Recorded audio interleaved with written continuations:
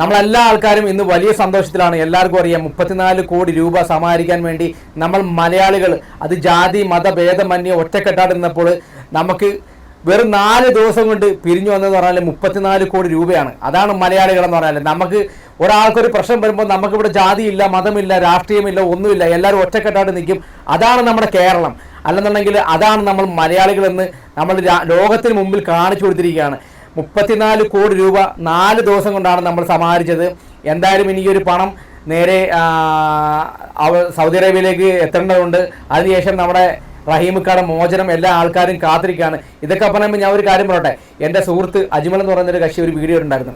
ആ വീഡിയോയ്ക്ക് ഒരു കുട്ടി ആ വീഡിയോ കണ്ടിട്ട് ആ കുട്ടിയുടെ കുടുക്ക പൊട്ടിച്ചിട്ട്, കുലിസ എന്തോ മേടിക്കാൻ വെച്ചിരുന്ന കാശാണ്, കുടുക്ക പൊട്ടിച്ചിട്ട് ആ കുട്ടി ആ കാശ് നമ്മുടെ ബോബി ചെമ്മൺ എന്ന് പറഞ്ഞ് ഏൽപ്പിക്കുന്ന ഒരു വീഡിയോ ഞാൻ നിങ്ങൾക്ക് സൈഡിലൊന്ന് പ്ലേ ചെയ്ത് കാണിച്ചാൽ നിങ്ങൾ കണ്ടുപോകും. നമുക്കൊരു സർപ്രൈസ് ഉണ്ട്. ഐഷ ഒരു കൊച്ചു കുടുക്കയില് ദിവസേന ചെറിയ ചെറിയ പൈസ ഇട്ട് സ്വരൂപിച്ച കുടുക്ക പൊട്ടിച്ചിട്ട് ഈ പൈസ തരാൻ വന്നിരിക്കുകയാണ്. എത്ര വയസ്സ്?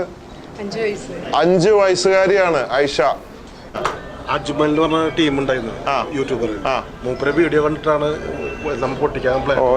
കണ്ടില്ലേ ആ കുട്ടിയുടെ മനസ്സൊന്ന് ആലോചിച്ച് നോക്കണം. നമ്മളെ ആ കുട്ടി കുളിസ് മേടിക്കാൻ വേണ്ടി വെച്ചിരുന്ന കാശാണ് ആ കുടുക്ക പൊട്ടിച്ചിട്ട് എൻ്റെ സുഹൃത്ത് അജ്മലിന്റെ വീഡിയോ കണ്ടിട്ട് നമ്മുടെ ബോച്ചയുടെ കയ്യിൽ ഏൽപ്പിക്കുന്നത്. ഇതേ കൂട്ടി എത്ര നമ്മളറിയാത്ത എത്ര കുട്ടികൾ എത്ര കുരുന്നുകളൊക്കെയാണ് ഈ ഒരു റഹീമിക്കാടെ മോചനത്തിന് വേണ്ടി പൈസ ഇങ്ങനെ സ്വരുക്കൂട്ടി വെച്ചിരുന്ന പൈസ ഒക്കെ ഏൽപ്പിച്ചിട്ടുള്ളത്. നമ്മളാണ് മനസ്സിലാക്കേണ്ടത്.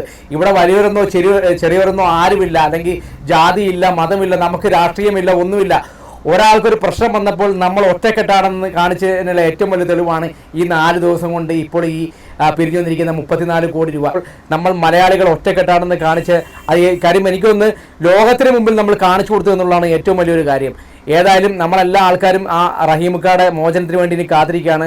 റഹീമിക്ക നമുക്ക് എല്ലാവർക്കും അറിയാം 18 വർഷമായിട്ട് അദ്ദേഹം ആ ഒരു ഇരട്ടറയ്ക്കുള്ളിൽ കഴിയാണ്, അതെന്നുണ്ടെങ്കിൽ ആ ഒരു ജയിലിൽ കഴിയുകയാണ്. കാരണം നമുക്ക് എല്ലാവർക്കും അറിയാം ഒരു ദിവസം പോലും അല്ലെന്നുണ്ടെങ്കിൽ ഒരു റൂമിൽ കഴിയാൻ പറ്റാത്ത നമ്മളൊക്കെ ഒന്ന് ചിന്തിച്ചു പോകണം 18 വർഷമായിട്ട് ആ ഒരു ജയിലിനുള്ളിൽ കഴിയുന്ന റഹീമിക്കാടെ കാര്യം.